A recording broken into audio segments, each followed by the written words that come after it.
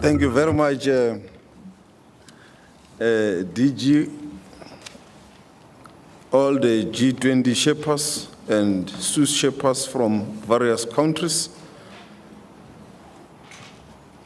and from all invited countries of the G20, heads of invited international organizations, the Group Chief Executive of Investec, Mr. Fanny Titi, all distinguished guests, excellencies, members of the media, ladies and gentlemen, good morning. Sanibonani. This is what you should get used to here in South Africa. On behalf of the South African government and her people, allow me to warmly welcome all of you to our beautiful country. I must say it is a privilege for all of us to host you at the economic heartbeat of our country, Johannesburg in the Gauteng province. I trust that you have had a safe and enjoyable travel and are now well rested to partake meaningfully in all the activities planned for this G20 Sherpas meeting. It is quite fitting that the first G20 meeting on the African soil takes place in the facility of an international banking and wealth management group that was founded in Johannesburg, South Africa in 1974. It is also a city called the City of Gold, Johannesburg, where all the economic activities of our country started from, into the modern industrialized African economy, interlinking with the entire globe. As the president of the G20, the collaborative efforts such as this between our public and the private sectors will no doubt ensure the success of our presidency. In this spirit, let me take this opportunity to thank the executive leadership of Investec Group for graciously hosting us as their guests for the next couple of days and extending their excellent facilities for our use. All the other working groups and experts groups will have an opportunity to be hosted in all our 9 provinces of South Africa. I also hope that you will also have an opportunity to view some of our beautiful tourism sites across the country. Ladies and gentlemen and distinguished guests, South Africa assumed its G20 presidency on the 1st of December 2024, following the astute and successful leadership of our Brazilian friends. On that note, please allow me to congratulate our Brazilian colleagues once again on a job well done, Maurizio and the Brazilian ambassador. I hope you'll convey our message to President Lula. South Africa's presidency will be held under the theme Solidarity, Equality, Sustainability, a theme that seeks to harness global will and capabilities to confront the enormous challenges the world is facing. In the spirit of Ubuntu, our shared humanity, we will address these challenges through our high-level deliverables and priorities, which lie at the core of the original G20 mandate of promoting strong, sustainable, balanced, and inclusive growth by building partnerships across all sectors of society to find collective solutions. South Africa will use this G20 presidency to secure urgent progress on shared goals through several priority actions. These include strengthening disaster resilience and response, ensuring debt sustainability for low-income countries, mobilizing finance for a just energy transition, harnessing critical minerals for inclusive growth and development.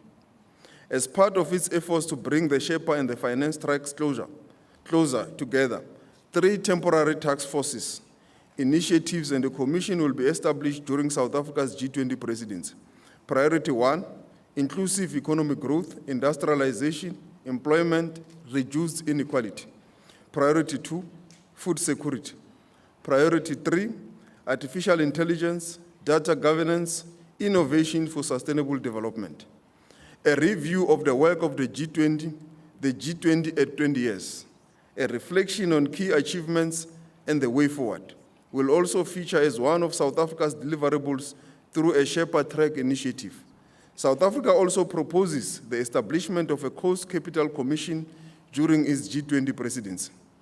The 3 task forces, initiatives, and the commission will be established to deliver tangible results At the South Africa's G20 presidency, all of the priorities as well as the overall theme will influence working groups' priorities and work plans.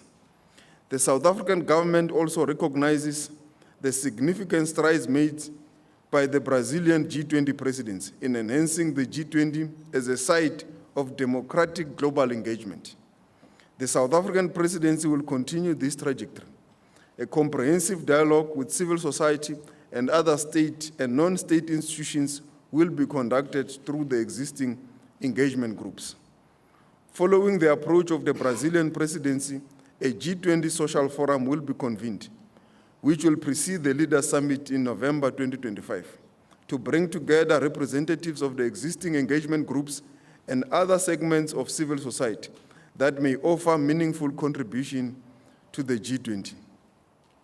Ladies and gentlemen and distinguished guests, as we build on the past, set the tone for the future, we must accentuate the need to adhere to universal values, shared norms, and strong multilateral institutions. Now more than ever before, multilateral institutions must be strengthened and reformed to deliver broad global consensus and serve as a platform to resolve disputes. The multilateral institutions with economic developmental mandates must be strengthened, as the need for their intervention is very much bigger now. We all know that many countries, especially the developing world, are still recovering from the economic shocks of COVID-19. Poverty and weak economic growth remain a challenge for many countries, especially in Africa and the developing world. Thus, the themes of our temporary task forces focus on these matters. We will also use this G20 platform to shine the spotlight on achieving the objectives of Agenda 2063 of the African Union. The African continent should receive developmental funds that must enable it to develop at par and also reach an equilibrium with some of the developed countries of the world. It will also receive support in terms of climate change mitigating finance that must enable us to respond to the mitigating challenges of climate change.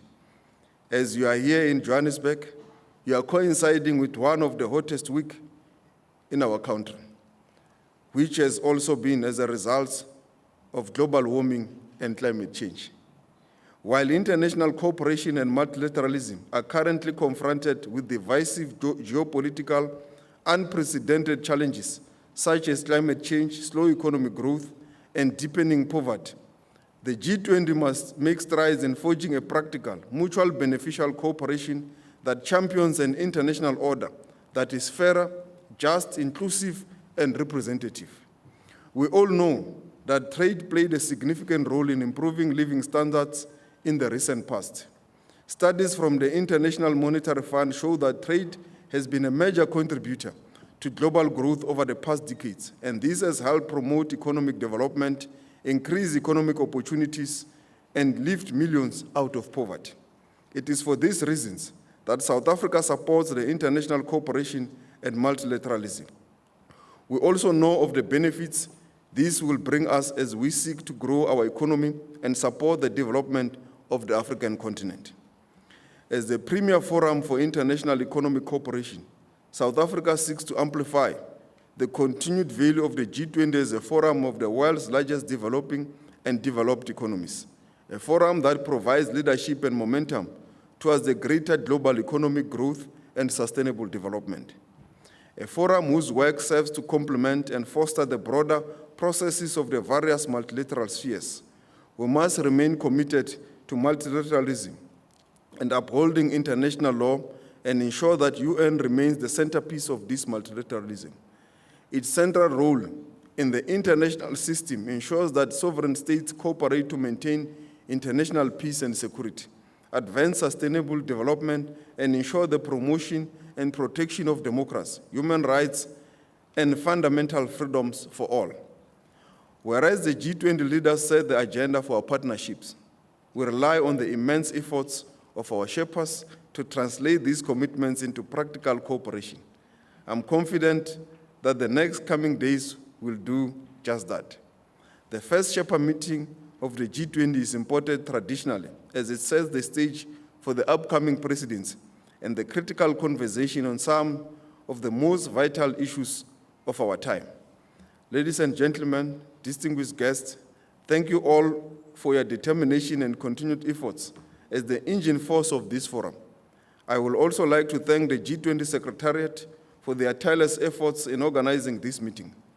I sincerely hope that you will all enjoy today and the next days of your stay in our country, and all your other counterparts from your countries will also enjoy their stays in the various parts of our country, of our provinces, as they attend the working groups meetings and the experts meetings. And they will also enjoy our hospitality, our music, our culture. They will also see some of our beautiful sites here in Gauteng, Soweto, the cradle of humankind, and many other places here in Gauteng, Table Mountain in the Western Cape, Durban in KwaZulu-Natal, the Kruger National Park, and the Northwest. May you please enjoy this day, do your work, and may the world be a different place after all the engagements. Thank you very much, DG.